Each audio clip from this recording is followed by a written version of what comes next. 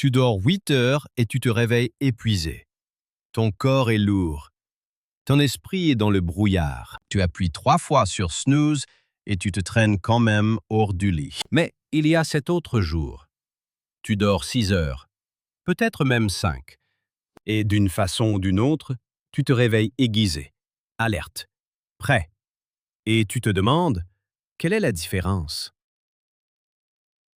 Voilà ce que personne ne te dit. Ce n'est pas seulement une question de durée, c'est une question de comment tu dors.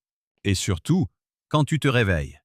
Parce que ton cerveau ne fonctionne pas sur une simple minuterie.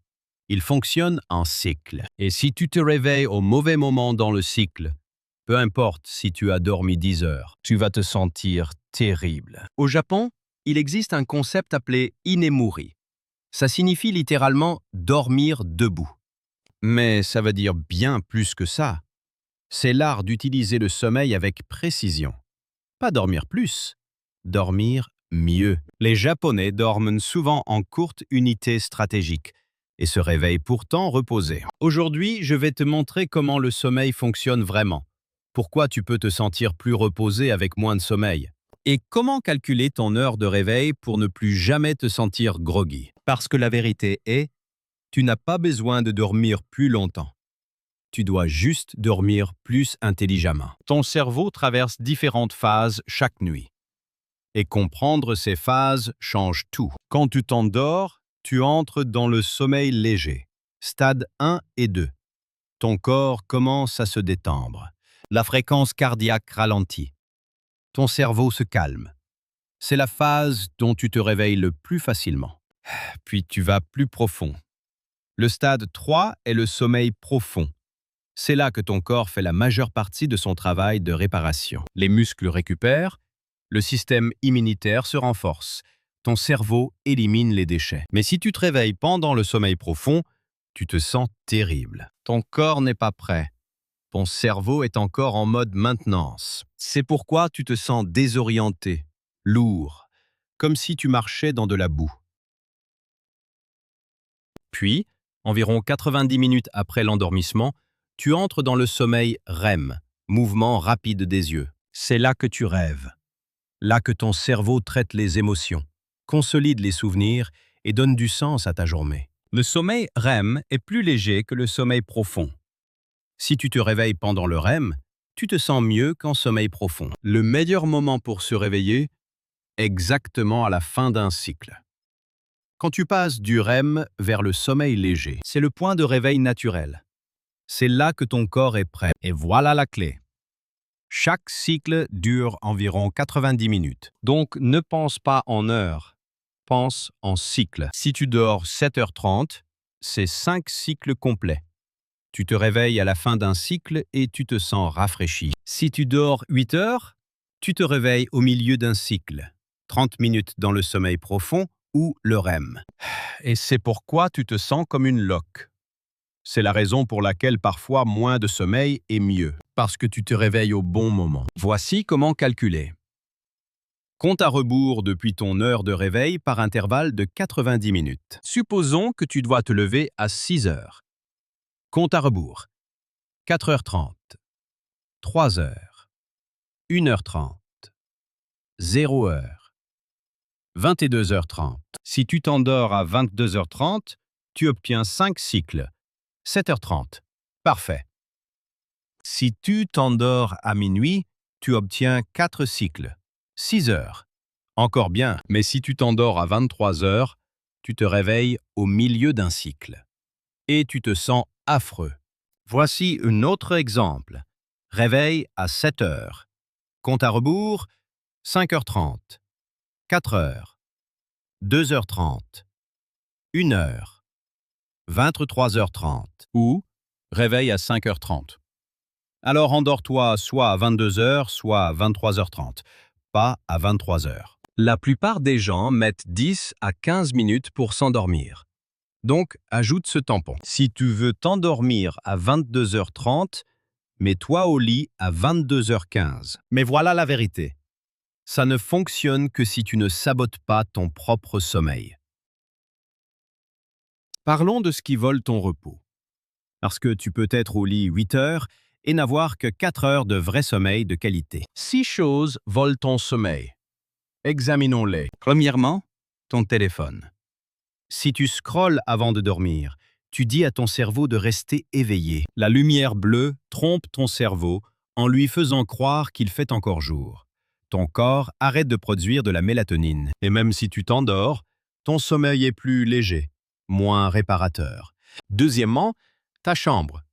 Si elle est trop lumineuse, trop chaude ou trop bruyante, ton corps ne peut pas entrer en sommeil profond. Tu restes dans les phases légères toute la nuit.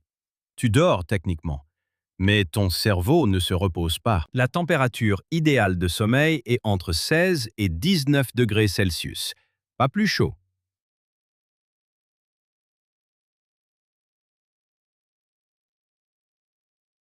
Troisièmement, la caféine.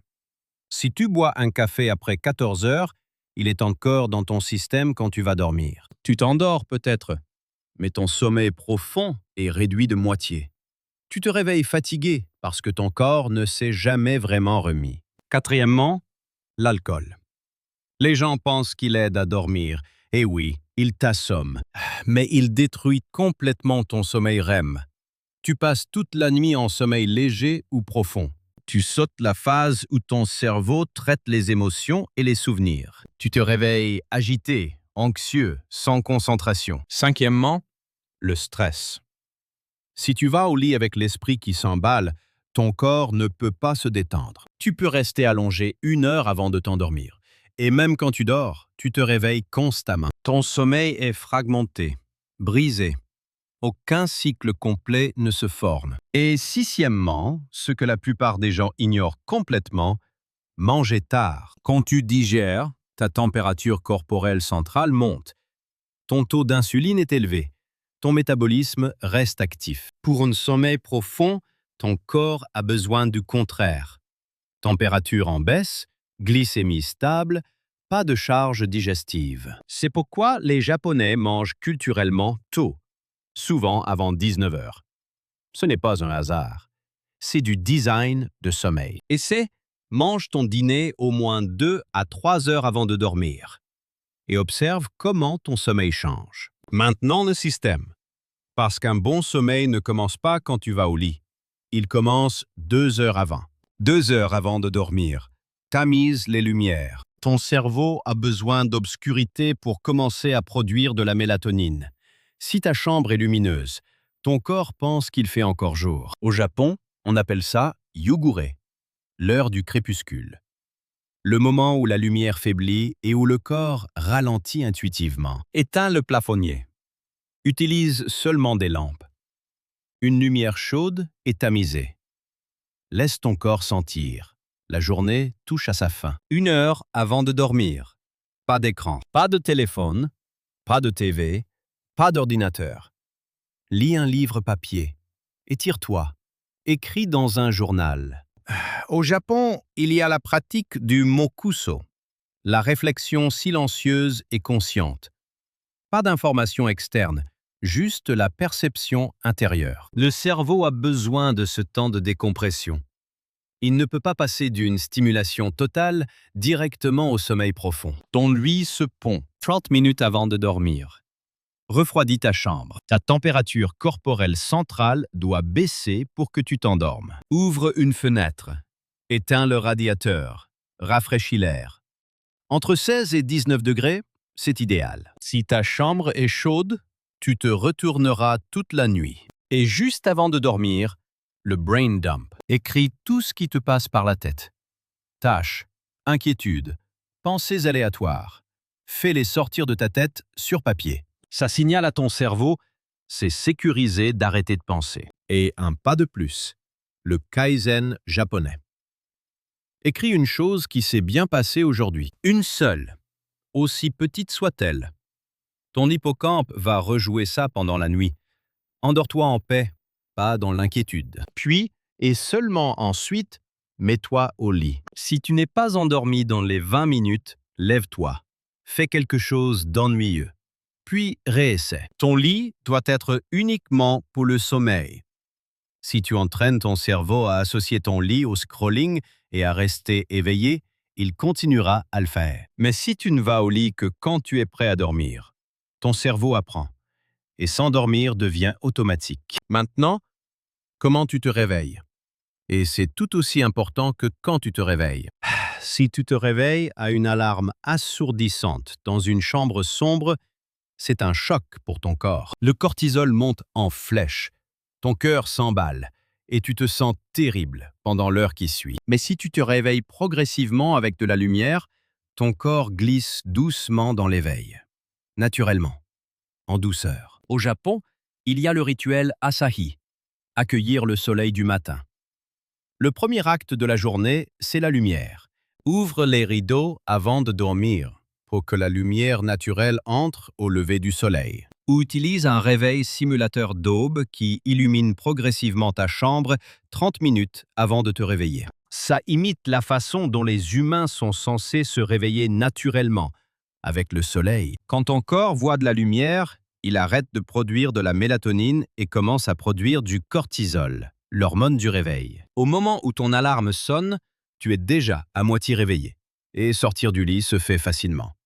Et voilà la dernière pièce. Ce que tu fais dans les 10 premières minutes après le réveil détermine comment tu te sens pour le reste de la journée. Si tu prends ton téléphone et commences à scroller, tu inondes ton cerveau d'informations avant qu'il ne soit prêt. Ton cortisol continue à monter. Tu te sens anxieux, dispersé. Mais si tu bouges ton corps même un petit peu, tu réveilles ton système nerveux de façon saine. Étire-toi. Fais 10 pompes. Va à la fenêtre. Regarde dehors. Et ensuite, dans les 30 minutes après le réveil, de la vraie lumière solaire. Pas à travers une fenêtre. Sors dehors 2 minutes. Ça remet ton rythme circadien à zéro et dit à ton corps « c'est le jour ». Sois éveillé. Cette seule habitude te rendra plus alerte pendant la journée et te fera mieux dormir la nuit. Parlons maintenant des 3 erreurs les plus fréquentes. Erreur 1. Rattraper le sommeil le week-end. Tu dors jusqu'à 11 heures le samedi parce que tu as travaillé toute la semaine. Ça semble être de la récupération, mais ça dérègle complètement ton rythme circadien. Le lundi, tu te sens comme après un décalage horaire, parce que c'est exactement ce que c'est, un jet lag social. Étergue 2. Dormir plus quand tu es fatigué. Ça semble logique, mais ce n'est pas toujours vrai. Si tu es fatigué et que tu dors 1 heure de plus, tu peux te retrouver au milieu d'un cycle. Tu te réveilles encore plus fatigué qu'avant. Erreur 3. Le bouton snooze. C'est la pire chose que tu puisses faire. Tu te rendors après l'alarme. Mais ton corps commence un nouveau cycle qu'il ne peut pas terminer. 10 minutes de snooze signifiant se réveiller au milieu d'un tout nouveau sommeil profond. C'est biologiquement le pire. Au Japon, il y a une philosophie simple pour ça. Ichido Okiru. Se lever une fois. Pas de deuxième chance. Pas parce que c'est de la discipline, parce que c'est de la biologie. Après 3 semaines d'application cohérente de ce système, quelque chose de remarquable se passe. Ton corps retrouve son rythme naturel. Tu t'endors plus vite. Tu te réveilles plus profondément reposé. Parfois même avant l'alarme. Parce que ton corps a atteint la fin d'un cycle. Les Japonais appellent ça Suimin Shakai, la société du bon sommeil. Pas plus de sommeil, un meilleur sommeil. C'est la différence entre les personnes qui se battent le matin et les personnes qui arrivent le matin. Alors, résumons tout. Tu n'as pas besoin de 8 heures de sommeil. Tu as besoin de cycles de sommeil complets. 5 cycles, c'est 7h30. 4 cycles, c'est 6 heures. Même 3 cycles, 4h30, sont mieux que 7 heures si 7 te réveille au milieu d'un cycle. Calcule ton heure de réveil. Compte à rebours par intervalle de 90 minutes. Ajoute 15 minutes pour t'endormir. 2 heures avant de dormir. Tamise les lumières. 1 heure avant, pas d'écran. 30 minutes avant, refroidis ta chambre. Juste avant, brain dump et note Kaizen. Puis, dors. Réveille. À la fin d'un cycle, avec de la lumière. Bouge dans les 10 premières minutes. Dans les 30 minutes, vraie lumière solaire. La plupart des gens se battent contre leur biologie. Ils restent debout tard sous des lumières vives. Ils boivent du café à 17 heures. Ils scrollent au lit. Ils mettent des alarmes aléatoires et ils se demandent pourquoi ils sont fatigués. Mais toi, tu n'es plus comme la plupart des gens, parce que tu sais maintenant comment le sommeil fonctionne vraiment. Quand tu t'alignes avec lui, tout change. Plus d'énergie, plus de focus, plus de clarté. Pas parce que tu dors plus, mais parce que tu dors bien. C'est la différence entre être fatigué et être vivant. Si cette vidéo a changé ta façon de penser au sommeil, Abonne-toi à la chaîne. Dis-moi en commentaire, à quelle heure tu vas te coucher ce soir? Une idée, une vie meilleure.